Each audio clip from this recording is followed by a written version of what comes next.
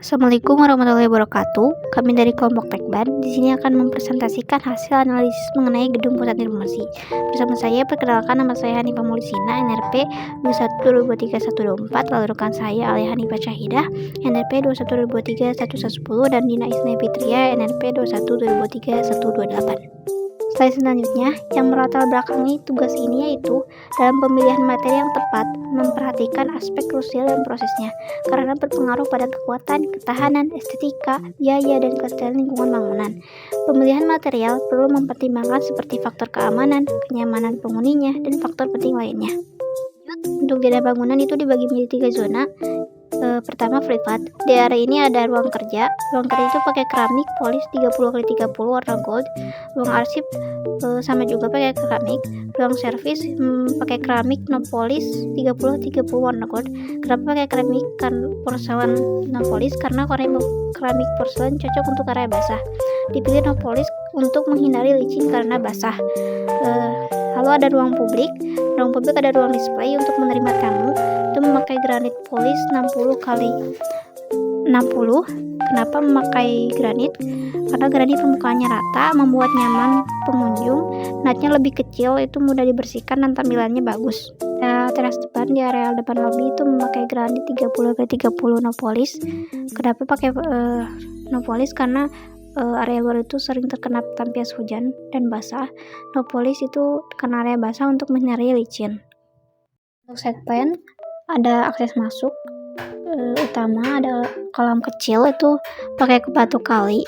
Terus ada taman kolam kecil tuh pakai batu kali bulat.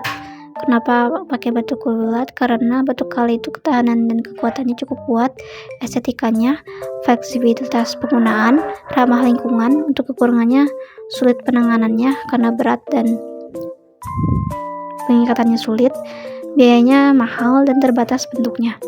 Lalu ada area pejalan kaki dekat taman, ada pakai batu andesit karena punya keunggulan ketahanan yang kuat. Terus ada jalan khusus taman itu pakai jalan beton.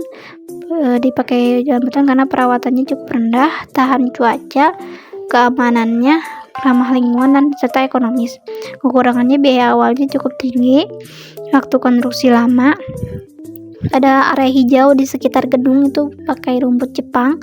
Kenapa rumput Jepang? Karena tahan cuaca ekstrim dan injakan, perawatan relatif rendah, tahan hama. Untuk kekurangannya itu pertumbuhannya cukup lambat dan harga awalnya yang mahal.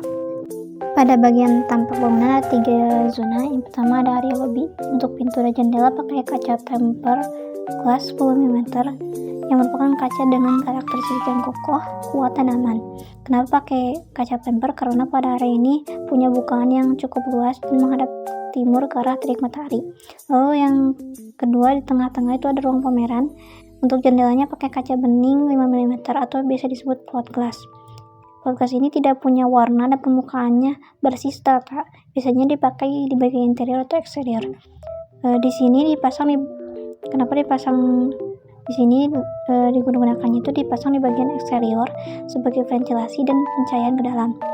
Untuk dinding ada conduit panel deck 1 untuk memberi tampilan kayu yang ramah lingkungan pada bangunan. Untuk catnya pakai exterior Dulux, yaitu jenis cat khusus untuk bagian luar yang cocok untuk perubahan alam seperti angin atau hujan karena tidak mudah memudar. Lalu yang terakhir di bagian kiri itu ada ruang privat.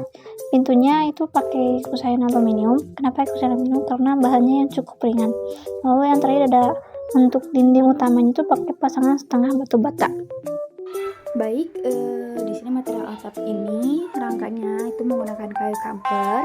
Kenapa menggunakan kayu kamper? Kita ketahui bahwa sifat kayu kamper ini sangat tahan lama dan tahan terhadap serangga. Memiliki serat juga yang indah ya.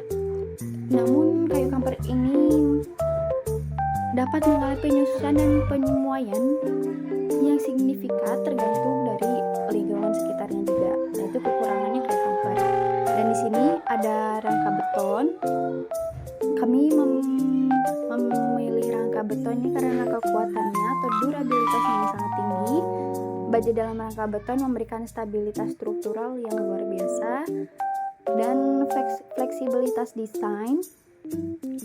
Dia tahan terhadap api dan cuaca, dan pemeliharaannya juga rendah. Namun Beton ini memiliki bahan yang berat, menguras biaya dan waktu, dan kerusakan oleh air. Dan di sini ada lapisan multiplex.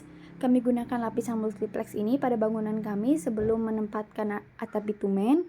Fungsinya gitu untuk menahan cairan kimia, udara lembab, dan api. Multiplex ini juga ringan, stabilitas dimensinya juga tinggi, permukaannya halus, mudah dipotong, namun kekurangannya itu kekuatannya terbatas, tidak tahan air, dan rentan terhadap kerusakan. Dan di sini ada atap bitumen. Kami memilih atap bitumen karena atap ini serbaguna, tahan lama dan hemat biaya, serta sangat tahan air. Sifatnya lentur, cocok untuk semua jenis atap. Pemasangannya juga praktis, tahan api, angin, dan hujan es. Namun harganya tidak murah, proses pemasangan butuh waktu yang lama, perawatannya juga tinggi.